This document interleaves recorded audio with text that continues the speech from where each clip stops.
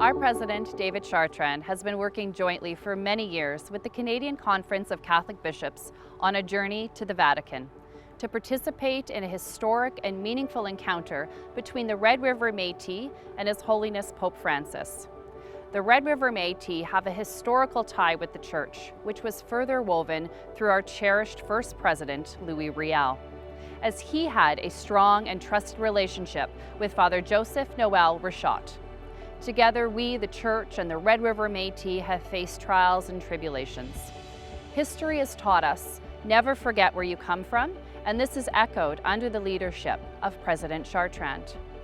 As the Red River Métis take this journey of revitalization, hope, and healing together, President Chartrand's unwavering faith, dedication, and respect has renewed these relationships. And the work that he has done with the support of cabinet and citizens will have restorative generational impacts. Join us, the Manitoba Métis Federation, on our journey forward from reconciliation to renewal with the Catholic Church. To all those that are here, to all those at home, I want to say how proud I am as your president to bring the Red River Métis Nation to Rome. And tomorrow we'll be seeing the Pope and the Vatican, and I will be humbled and proud, as we always have, proud Métis people, to express again our great gratitude and our great respect. We need to look on how we can work together for fulfillment of, as they say, not only of the scriptures, but fulfillment of a healthy community. And that includes spiritualities, and the Catholic Church is an important part of that for the Métis. That's what this pilgrimage is all about. Here, this particular church, the Pope comes and personally visit because this is the church that actually pays homage and respect to the Virgin Mary.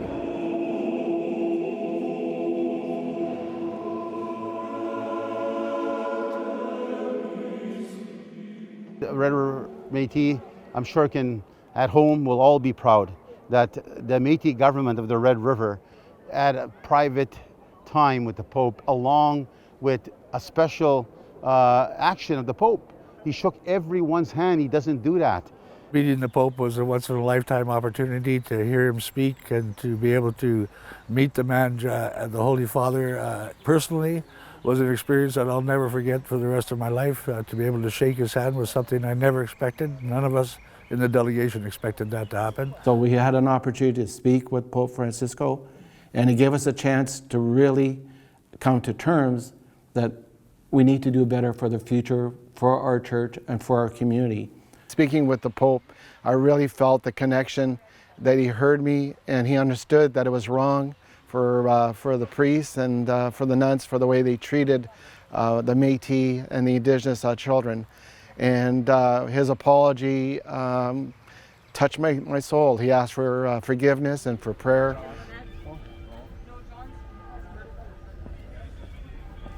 The Pope was very generous with his time, and the listening to the stories of the Métis people were very important to him.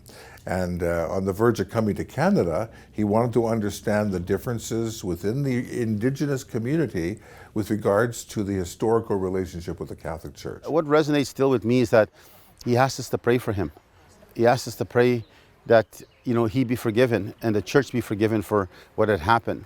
And that he shows us that he's also human, just like us, but he's been given a responsibility, the highest responsibility in the Catholic world. When I got to shake his hand, I felt like my family was with me, especially my late son, my late grandson, my grandparents, my parents. It was just absolutely moving.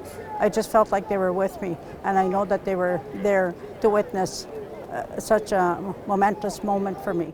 We just can't get over all the effort that was put into it. President Chartrand has great staff working around him, and he is such a powerful leader, and we are so grateful. We know that it took a lot of work, and without our president being so focused on this, it wouldn't have went so well. The collaboration that happened between the CCCB, the Manitoba Archbishops and the staff, and the Manitoba Métis Federation. I've had the absolute privilege to work with Mark Leclerc and all of the other fantastic individuals at the Manitoba Métis Federation to talk about what do we want from this? What is the meaning of this? How do we anticipate the individuals' experiences and what they're expecting and what the people back home are wanting to see out of this, and just really trying to create an agenda and a safe space for everybody to share and collaborate in this journey forward. My role was that I had the privilege and the honor of helping all of the speakers for His Holiness express their hearts. And so it was one of those things where if I really thought about it too hard, it was overwhelming and it was daunting. But it was such a privilege and such an honor to help give volume to the voices of our nation and make sure that they were able to express themselves in a way that he would understand and appreciate. He was very receptive to President Chartrand's offer of, we have traveled the road, it's had its highs and its lows.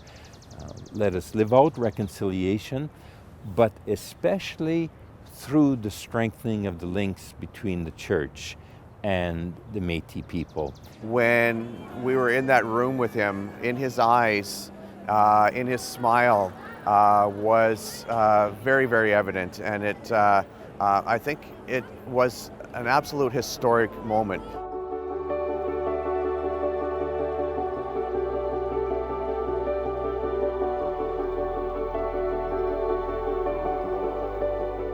The apology here directly from the Pope, that's something you got to carry back home now and tell the people, tell your family, what it meant, what it meant to you and his apology, what it meant to our people, what it meant to our nation.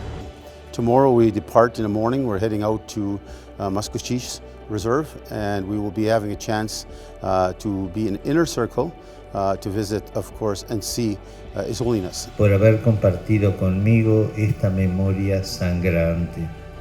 He apologized for not coming to Winnipeg, which is great to hear. But I said to him, if you can't come, we will find you. So I'm bringing to him Louis Riel. And so Louis Riel was here listening to the apology. But as we all know, Riel was a very strong Catholic, and he did not carry a gun, he carried a cross. So I'm very, very proud on behalf of the Métis of the Red River that we're here with a large delegation, all proud, all happy, and going home with smiles and a warmth in our heart. The beginning of our healing is now started. As a survivor, it is a very good first step in reconciliation and building that foundation. We're actually investing in matters specifically to the church. For example, in the grotto of St. Malo, we bought a cross made directly with rosewood from Jordan, where Jesus was baptized. And at the same time, we had a Jesus statue also commissioned out of Jordan, and now sitting in St. Malo. It's blessed by the waters of Jordan, where the same waters that baptized Jesus and baptized the Pope. I want to take this occasion once again to thank President David and all of the delegation for coming. They have graciously granted us the gift of this cross.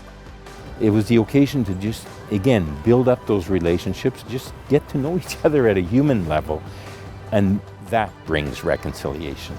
Our job now is like apostles to go home and tell the story and make sure that people know that this is just the beginning now of the renewal of where we're going. This is the beginning of hope and revitalization.